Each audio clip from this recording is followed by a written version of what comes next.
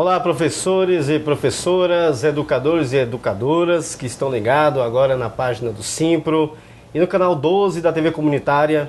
Começa mais um TV Simpro. Sejam todos bem-vindos e bem-vindas a este programa. Hoje nós vamos tratar de um tema que está sendo debatido durante o decorrer do início da semana, que é o Fórum Alternativo Mundial da Água que está acontecendo no pavilhão do Parque da Cidade.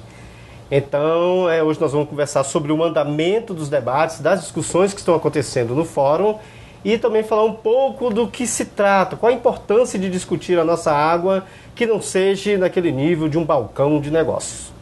Para discutir esse assunto, nós trouxemos então aqui aos nossos estúdios, então o diretor do Simpro e sempre presente, a TV Comunitária, é o Gabriel Magno.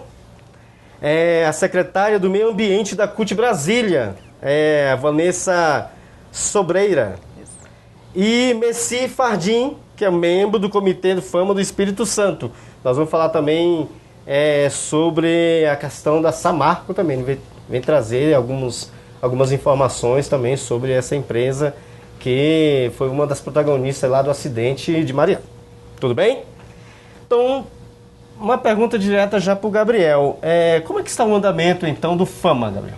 Bom, o FAMA está sendo um sucesso, né? Já está no seu 4º dia, né? Começou no sábado na UNB, está no sábado e no domingo com atividades e debates na Universidade de Brasília.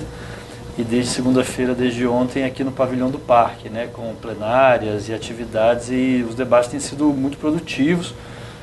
A participação massiva, né, de vários países, de vários povos e comunidades tradicionais, dos movimentos sociais, né?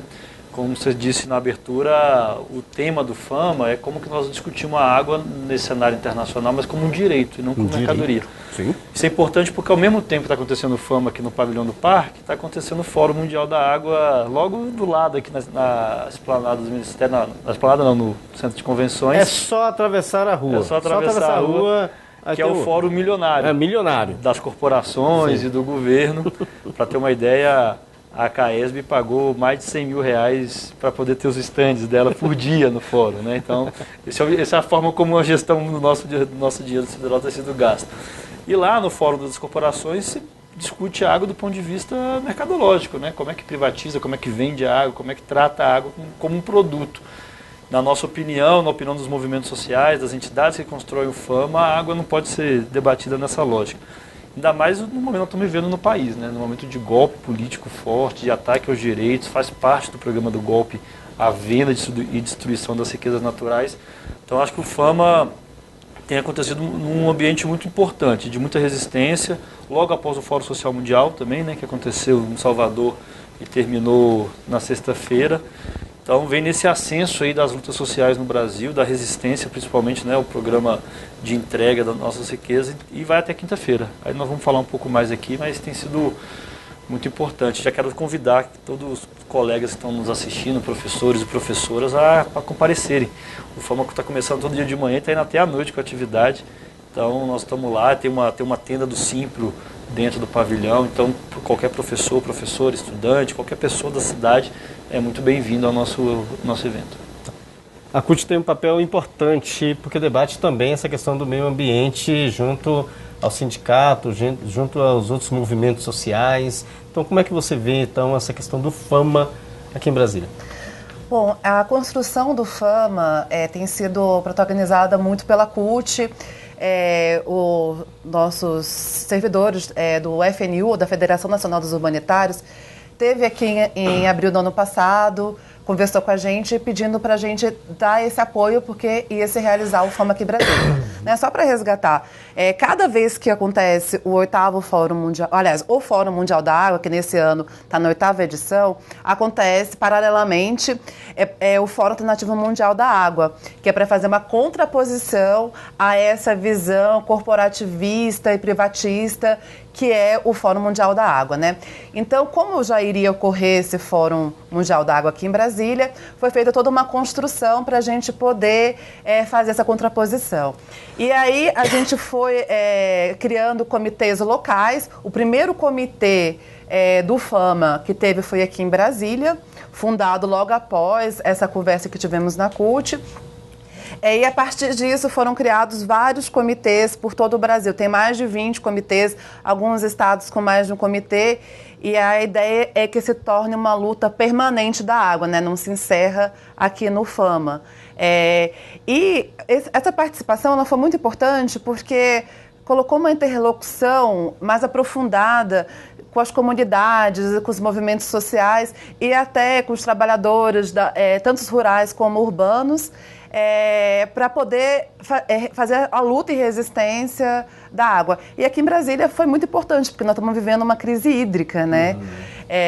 Com uma crise hídrica que tem um fundamento social muito grande também, porque uma questão social muito grande, porque tem essa questão do racionamento, onde falta água, diz que é uma vez por semana, mas em muitos lugares acaba ficando sem água 2 vezes por semana. E a gente fala que é uma questão social, né, de como é que é feito esse racionamento, porque, né, quem não tem uma grande caixa d'água ali, quem tem mais precarizado na tua região, não tem acesso à água, e quem consegue comprar uma caixa d'água grande ou até furar um poço artesiano continua tendo esse acesso. Então, toda essa discussão, essa inter-relação da CUT foi importantíssima, e a gente está levando cada vez mais para a classe trabalhadora esse debate, porque é essencial, porque a gente tem, como a gente tem dito, né, que a água é um direito fundamental e não é mercadoria, né? Então, isso é importante estar no nosso dia a dia, nos nossos debates e discussões. A Messi vem trazendo informações, então, também do que as empresas, né, conseguem ter um papel importante na destruição da nossa natureza, né, Messi? Você vem com essas informações. Acho que o recado que a gente tem para passar aqui hoje é um recado do que o histórico, que as pessoas, apesar de ter conhecido a Samarco por conta do acidente no Rio Doce, a Samarco já tem uma prática de crimes ambientais no estado do Espírito Santo há 40 anos. 40 anos. Então, todos inviabilizaram muitas vidas de pescadores ali no litoral sul do Espírito Santo, Ubu, Paraty principalmente. Para quem conhece bem ali, sabe que a Samarco tem uma esteira que abastece os navios que vêm buscar o minério, a peladização de minério, né? Muitos desses navios, dessas pérolas, caem no mar, formando uma lama que mata os corais, que são fonte de alimento dos peixes, cessando a vida biológica que tem ali, né? Para além disso, a Samarco também, os dejetos da Samarco, porque boa parte do minério que vem para o Espírito Santo, para a planta que está situada ali, uma planta industrial com 4 usinas, situada no município de Anchieta, no Espírito Santo, para quem não conhece, fica ali no litoral sul, próximo do Rio de Janeiro. Esses minérios vêm de Minas Gerais, né? Vêm por minerodutos, que vêm com água também. No processo de tratamento desse minério que vem nos minerodutos, gera um rejeito mineral muito grande, que boa parte deles foi despejado numa lagoa, que para os pescadores e os indígenas que moravam ali, era uma lagoa chamada Maimbá, está completamente contaminada, sem vida, índice de mercúrio e cádmio altíssimo, né? E os moradores, principalmente de Anchieta e da região metropolitana da Grande Vitória, sentem muitos impactos da emissão dos poluentes dessa empresa, né? Mas o que eu acho que o Fama e o acidente da Samarco deixaram mais explícito para a sociedade foi a forma como a Samarco atua, né? Esse modus operandi, né? Isso que a gente está vendo no crime da Samarco uma dificuldade do Ministério Público conseguir aplicar uma lei que seja imposta, que coloque limites ou que faça com que a Samarco recupere de fato o rio, toda essa dificuldade encontrada, isso já é praticado pela Samarco no Espírito Santo há 40 anos. Então, existe uma série de multas emitidas pelos órgãos ambientais do Estado e nenhum cumprimento ou nenhuma melhoria foram realizadas, pelo menos até o momento. E a empresa segue poluindo até o acidente, agora ela se encontra fechada, porque foi cessado o abastecimento do minério na empresa. Mas todo esse modo de operantes de compra de licença ambiental ou obtém licença ambiental através de métodos que a gente questiona nos órgãos ambientais locais, a inoperância do Ministério Público de conseguir aplicar de fato multas que de fato acontece. Esse é o modus operandi dessas empresas que demandam demais os recursos naturais, que estão vindo para cá e vieram para cá nos últimos 50 anos. Esse é o modelo que está aí. Por exemplo, ontem, acho que, aliás, na madrugada de hoje, cerca de 600 mulheres ocuparam a sede, então, da Nestlé. Isso. Né? Em protesto aí contra a privatização da água. Como é que você vê, então, essa ação que é para além dos debates, muito para além do que está acontecendo em Brasília? No Brasil também está tendo muitas manifestações, não é isso? Exatamente. Estamos tendo as manifestações em todo o Brasil com relação a esse balcão de negócios, como bem dito por você, foi colocado aqui em Brasília, né? E hoje de manhã foi isso mesmo, 600 mulheres sem terra ocuparam a Nestlé lá em São Lourenço, no sul de Minas, né? Às 6 da manhã. Algumas mulheres foram detidas e tudo, mas está no processo ainda. Mas é isso. Não vai ser só lá, vão ocorrer provavelmente outras atividades, outros protestos em outras localidades. E aqui em Brasília também estão previstas algumas atividades, né? Amanhã, dia 21, nós faremos uma atividade lá na Eletrobras, porque essa questão da água está totalmente relacionada com a questão elétrica também, da venda da Eletrobras, que está tentando ser colocada aí por esse governo golpista. Então, amanhã, provavelmente, a gente vai fazer uma atividade lá na Eletrobras. E no dia 22, a gente vai encerrar o Fama também com uma grande marcha, que é, inclusive, o Dia Mundial da Água, né? Vamos fazer uma grande marcha aqui no centro de Brasília e até convidar também quem puder comparecer a essa marcha, será pela manhã, tá? E isso, vão ocorrer com certeza diversas outras manifestações nessas empresas que estão fazendo essa negociata junto com esse governo golpista, como a Coca-Cola, a Nestlé. É muito provável que nas regiões ocorram protestos relacionados a isso também. Isso, e o governo, como sempre, covarde, até agora mantém algumas companheiras presas, né, e não privadas de sua liberdade por conta desse protesto pacífico, que merece a nossa atenção, porque chama atenção para uma coisa que é muito grave, que é a privatização da nossa água. Isso. Gabriel, com você, eu queria ver com você como é que está, além dessa questão da programação, falasse um pouco, quais são os países que estão representando aqui no FAM? Estão apresentados. Bom, eu não sei todos, não, acho que eles podem me ajudar. Isso, ajudem. O Conjunto da América, né, inclusive hoje de manhã fizemos um bonito ato, né, político de abertura e com a presença das representações dos países. Então, o Conjunto da América Latina presente, com muita força, né? Eu não sei se, para além da América Latina, quem está mais na frente da construção, a Palestina, né? Então, tem uma colaboração internacional importante nisso, né? Então, e para além disso, acho que os dois colocaram, e para nós é importante, porque estamos no diálogo na escola, né, com os educadores, com os jovens, né, e fazendo esse debate, da importância também do FAMA ser um espaço de denúncia também, mas de disputa ideológica sobre o modelo de água. Né? Claro. Porque o que as empresas, a grande mídia vende para nós o tempo inteiro é que o problema da água hoje é um problema de uso irracional, né, do modelo de uso. Então, é comum a gente assistir propagandas de que é preciso desligar a torneira na hora de escovar dente, desligar o chuveiro na hora de ensaboar, tomando banho. É óbvio que ações educativas, né, o consumo da água racional é muito importante, mas é importante discutir também o que está por trás hoje do problema hídrico geral no país e no mundo. Né? A crise hídrica que a gente vive no Brasil não é por falta d'água, não é só porque está chovendo menos. Porque você tem um modelo de gestão da água que não dá conta e não acompanha o modelo de desenvolvimento que nós queremos. A maior parcela do uso da água hoje não é para as residências, né? Não é para consumo próprio, individual. Vai para o agronegócio, vai para as grandes indústrias, e aí você não tem nenhuma forma de regulação e de regulamentação desse uso. Né? Ele é feito de maneira, aí sim, completamente irracional. Então também é importante discutir isso nas escolas, discutir isso com uma geração inteira, né, de estudantes, de jovens, que demarcar o campo que nós estamos tratando também. Né? E aí o papel da água ele é imprescindível, né? Nós precisamos da água para fazer tudo. e nós estamos vivendo, infelizmente, situação que desde o ano passado nas próprias escolas falta água, né? Quando tem racionamento, falta água, inclusive na escola. Então, quando raciona em alguma cidade, fica milhares de estudantes sem aula, inclusive.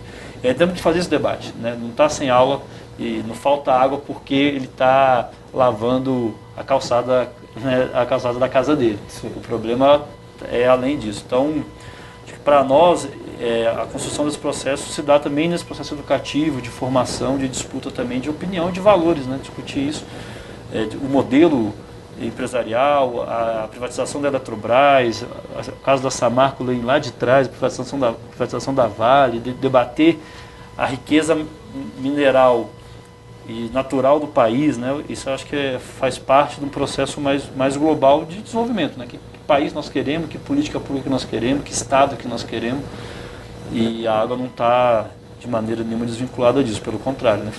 É um eixo estruturante desse debate.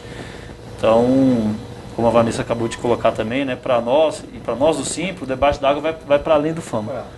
Então a gente, só para apresentar aqui também, para quem ainda não sabe, e fazer o convite, nós estamos com um concurso de redação esse ano nas escolas, que trata sobre o tema da água.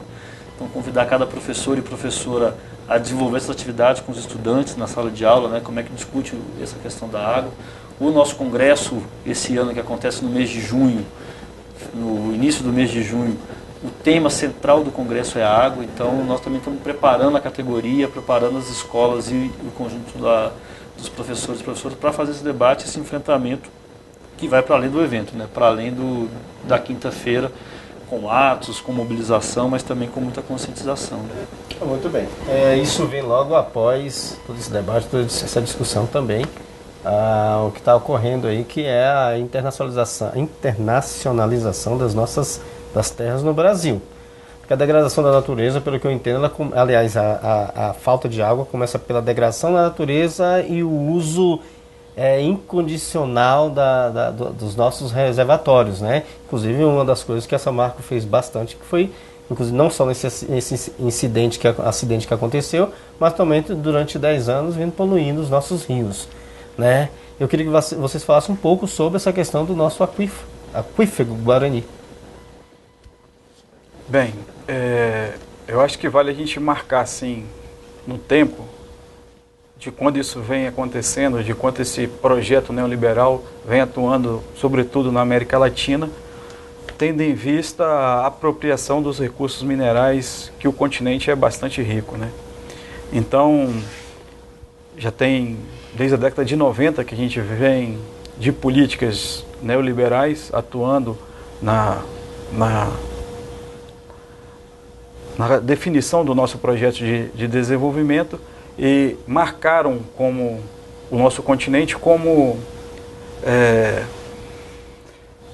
provedor, não, seria fornecedor de bens materiais, bens naturais e commodities agrícolas, né? Isso tudo fez ampliar, intensificar e muito o uso da água, e todo esse projeto neoliberal, o que ele fez foi um desmonte da legislação ambiental, trabalhista, tudo que guardava ou que possibilitava você exercer um controle estatal sobre o meio ambiente. Isso foi desmontado para atrair essas empresas como a Samarco, como a Nestlé, como a Coca-Cola. Então esse desmonte da legislação ambiental fez com que essas empresas pudessem se lançar sobre o território brasileiro, né, no caso que nós estamos discutindo aqui, sobre o território brasileiro, e se apropriar das riquezas que está aqui. E o Aquífero Guarani faz parte desse projeto. Há uma necessidade muito grande de você garantir os recursos necessários para que essas empresas não cessem suas produções, não cessem seu processo produtivo, né? O agronegócio precisa produzir porque o papel do Brasil nesse mercado mundial, nesse comércio do mercado mundial, e ele não precisa parar, ele joga esse papel, e esse papel, os recursos naturais precisam ser de alguma forma direcionados para que esse projeto e o Brasil cumpra esse papel de fornecedor de commodities, de bens primários, para que as indústrias sigam produzindo as mercadorias e levando para o mercado mundial. O Aquífero Guarani faz parte dessa estratégia. É uma fonte muito rica de água, e para todo o processo de mercantilização da água, seguir com o projeto do capital, o Aquífero Guarani ele é central para que certos processos não se cessem. A Coca-Cola precisa continuar produzindo Coca-Cola, né? As águas engarrafadas precisam continuar produzindo água engarrafada e levando para os mercados, principalmente os mercados internacionais. É bom ressaltar isso também, né? Porque esse projeto não tem em seus objetivos o bem-estar da população local, né? E sim gerar lucro para essas empresas que controlam esse processo de apropriação da riqueza, né? E sobretudo que a gente talvez não seja o espaço para o programa, é uma forma de exercer o controle, o que antes eram feitos através de leis e por empresas estatais. Hoje você abre a possibilidade de financiarizar o controle da natureza e esses muitos investimentos, fundos de pensão, fundos de investimento, atuando com falsos projetos de preservação da natureza, o que de fato é transformar a natureza num ativo financeiro para que esses títulos sejam valorizados na bolsa e aí intensifique ainda mais a exploração do capital sobre a população local. Então isso significa que discutir a água sem discutir, sem que os sujeitos estejam presentes, sem terra, os indígenas, ribeirinhos, pescadores, quilombolas, não vai discutir a água, né? Na verdade, vai discutir uma outra coisa. Exatamente. Inclusive, o Fórum Mundial da Água, que supostamente se propõe a fazer o debate da água para todo mundo, é um fórum excludente, inclusive, né? Um fórum excludente porque, primeiro, que para poder participar o valor é muito alto, né? E, enfim, e também, obviamente, como a gente já colocou aqui, o debate não se refere ao direito da população, das comunidades, dos povos tradicionais de utilização da água, né? O debate é justamente essa questão da financiarização da água, de como utilizar. E dentro do que estava sendo dito aqui um pouquinho antes também, para se ter uma ideia, ali em São Lourenço, a Nestlé tem uma super exploração da água naquele local, né? Que inclusive eles negam. E com uma série de irregularidades, já tiveram multas altíssimas e já tem canais secando ali em volta. Então eles precisam... eles superexploram e depois ficam buscando outra fonte desse recurso, né? Enfim, e o capital realmente ele se apropria desses recursos naturais e causa danos, né, que a gente sofre a consequência deles agora. Essa nossa questão hídrica também aqui em Brasília, ela está muito relacionada com a questão da especulação imobiliária aqui em Brasília também. Vender a água é vender a vida. Exatamente. É vender a possibilidade do ser humano sobreviver. Exatamente. Imagina você ter sede e ter que ficar contabilizando quanto que você vai gastar para cada pouquinho de água que você vai beber, né? E obviamente também que é importante esse debate do acesso à água também. Nós temos comunidades que têm uma dificuldade muito grande, mulheres que têm uma dificuldade muito grande, que têm que fazer longas caminhadas para poder ter acesso, pegar baldes d'água. Então esse debate também ele é muito presente no nosso Fórum Alternativo. Muito bem, eu queria que começasse pelo Gabriel. Nós estamos encerrando o nosso programa, Gabriel. Eu queria que você colocasse um pouco da pauta de hoje e a pauta de amanhã que vai acontecer no Fama e já fizesse suas considerações. Primeiro, agradecer mais uma vez o espaço da TV Comunitária. Para nós é um prazer grande contribuir com esse canal, né, com programação. O debate da mídia também é importante. A gente vive num país que a mídia oligopolizada, a palavra e o direito à informação ele é privatizado também, então as iniciativas que nós temos de democratização desses espaços é sempre importante. Então, primeiro agradecer e fazer esse registro, de mais uma vez estar aqui e podendo conversar com a população. Segundo, convidar a comunidade escolar e quem está nos assistindo, quem não foi no Fama ainda, a se integrar, a participar. Ainda tem 2 dias de atividades aqui em Brasília, né? Amanhã é o dia inteiro no pavilhão do Parque da cidade ainda, e na quinta-feira a nossa marcha, né? A ideia é sair 10 horas da manhã ali do próprio pavilhão. Então quem puder participar, quem quiser, tiver um tempinho, é importante ir. E terceiro, dizer que na escola nós vamos continuar fazendo esse trabalho, né, após o encerramento do FAMA. Então esses debates são importantes, nós vamos continuar discutindo isso na escola, com os professores, com os estudantes. Então também quem tem projetos na escola, né, são importantes essas iniciativas de debater isso na escola, de ter projetos ambientais, de ter projetos alternativos também na própria escola e criativos, né? Nós somos um povo que acaba que tem essa característica importante de muita criatividade, saber também lidar com as dificuldades. Então nós vamos continuar fazendo esse trabalho, vamos continuar discutindo isso, vamos continuar pautando e construindo muita luta nesse país, muita resistência, porque nós estamos vivendo momentos difíceis, né? E o FAMA ele é importante por conta disso, porque o relato de experiências no mundo inteiro mostra que nós não estamos sozinhos no mundo. Que às vezes dá muita angústia, né? A gente vive uma situação de muita dificuldade, muita perda, a gente fica muito desesperado. Mas quando a gente também vê que esse é um processo global e tem muita gente lutando também, a gente também não fica tão sozinho. Isso dá força, dá energia para continuar nessa caminhada aí, que ela é importante. Então, fazer esse convite para todo mundo que está nos assistindo a se engajar nesse debate, seja no FAMA nessa semana, ou então no local de trabalho, no dia a dia, né? A gente vai estar acompanhando isso junto. Muito bem. Merci. Bom, o recado que eu tenho para dar é que o FAMA, de uma maneira geral, impulsionou em muito as lutas em torno do que a Samarco fez na calha toda do Rio Doce, né? Possibilitou você aglutinar muitos grupos, fazer muitos espaços no qual setores da sociedade distintos que não dialogavam no seu cotidiano passaram a dialogar, estabeleceram um objetivo para suas organizações, entenderam que a defesa dos seus territórios, a defesa da sua cultura, a defesa do seu modo de vida é algo que passa por toda essa disputa que está acontecendo na América Latina, e o FAMA colaborou com isso, vem colaborando, e eu acho que tem muito ainda a colaborar, mas eu acho que é uma via assim, de mão dupla. O FAMA tem muito a aprender com esses grupos tradicionais que já estão organizados há muito tempo lutando por seu território, né? O FAMA vai beber dessa água, eu acho que é isso que é rico no FAMA. Ele traz essas comunidades, esses povos tradicionais para dentro de um espaço como esse, convida eles aos debates e a pactuar soluções para um problema que está colocado aí, que é a água que está sob o risco de a gente ficar sem ela. Muito bem. Vanessa? Bom, a gente está tendo uma semana de riquíssimos debates, né?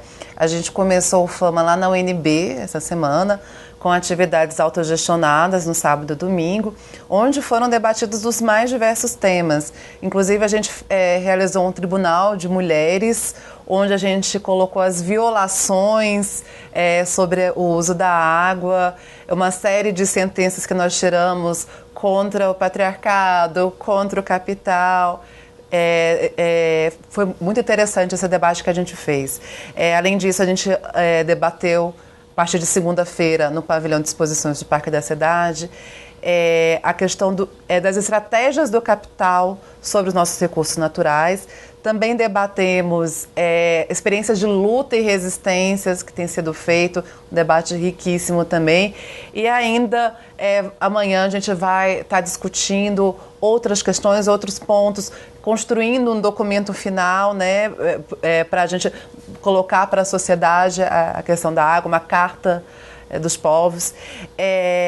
E reforçar também o convite para essa marcha que vai ser importantíssima no dia 22, onde a gente vai mostrar a nossa insatisfação com esse projeto neoliberal que tenta vender os nossos recursos todos a preço de banana, né? Que essa é a verdade.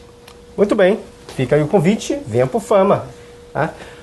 O programa TV Simpro acaba por aqui. E você quiser assistir, ver novamente as reprises, você pode acessar a fanpage do Sindicato dos Professores, como pode assistir no canal 12 pela TV Comunitária. A gente se vê então no próximo programa. Tchau!